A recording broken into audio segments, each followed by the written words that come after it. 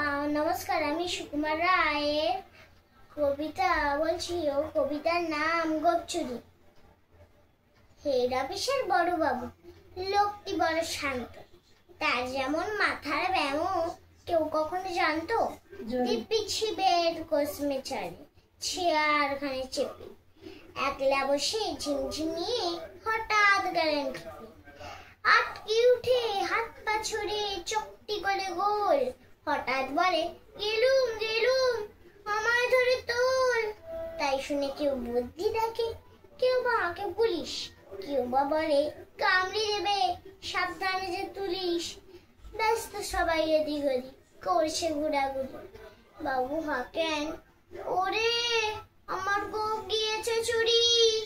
গোপ হারানো আজব কথা, তাও কি হয় সত্যি? গোপ জোড়া তো তেমনি আছে, কমেনি এক রত্তি। সবাই তার বুঝিয়ে বলে সামনে ধরে আয় না, মোটেও গোপ হয়নি চুরি, কখনো তা হয় না। রেগে আগুন তেরে বেগুন তেরে বলেন তিনি, কারো কথার দাঁড়ি নেই, সব বেটাকেই চিনি।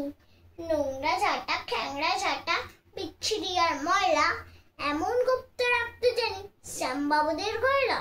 এই গোপ যদি আমার বলিস করবো তোদের জবাই, তাই না বলে জরিমানা করলেন তিনি সবাই। ভীষণ রেগে বিষম খেয়ে দিলেন লিখে খাতায়, কাউকে বেশি লাই দিতে নেই, সবাই চড়ে মাথায়। অফিসার এই বাঁদরগুলো মাথায় খালি গোবর। গোপ জোড়া কোথায় গেল কেউ রাখে না খবর। ইচ্ছে করে এই বেটাদের গোপ ধরে খুলনাছি, মুখগুলোর মুন্ড ধরে কোদাল দিয়ে যাচ্ছি। গোপকে বলে তোমার আমার, গোপ কি কারো কেনা? গোপের আমি গোপের তুমি, তাই দিয়ে যায় চেনা।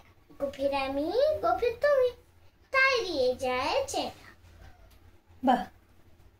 ভিডিওটি ভালো লাগলে একটা লাইক আর সাবস্ক্রাইব